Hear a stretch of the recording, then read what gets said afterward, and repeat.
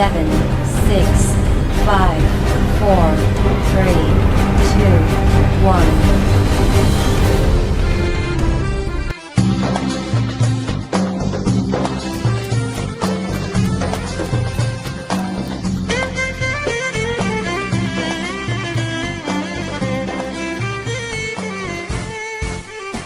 Sungai Kapuas menjadi bagian penting perkembangan kota Pontianak dan sebagai jalur transportasi utama di masa lampau.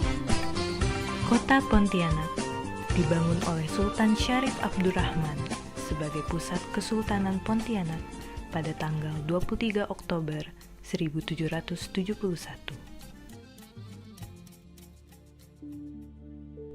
Istana Qadariyah dibangun pada tahun 1808 sampai 1823.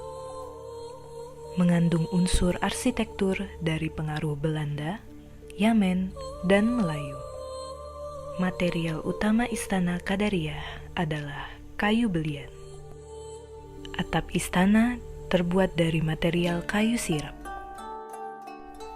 Ketika memasuki Istana Qadariyah, akan terlihat simbol bulan dan bintang yang memiliki arti keislaman.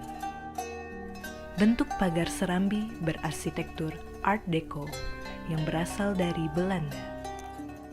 Pada awalnya, serambi istana berukuran 50 meter dari serambi saat ini.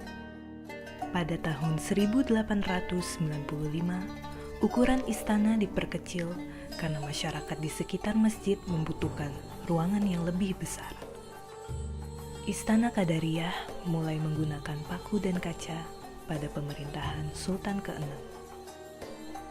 Cat berwarna putih dan merun adalah cat pertama yang digunakan di Istana Qadariyah.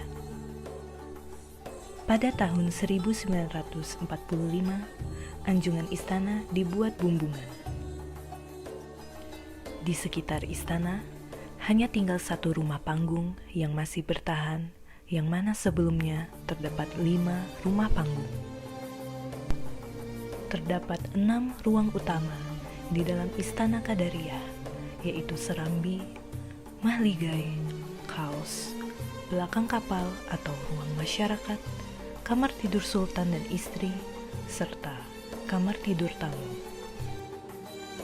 Sejak 2014, warna Istana Qadariyah adalah kuning dan hijau, di mana warna kuning melambangkan emas dan raja, sedangkan warna hijau melambangkan kemakmuran.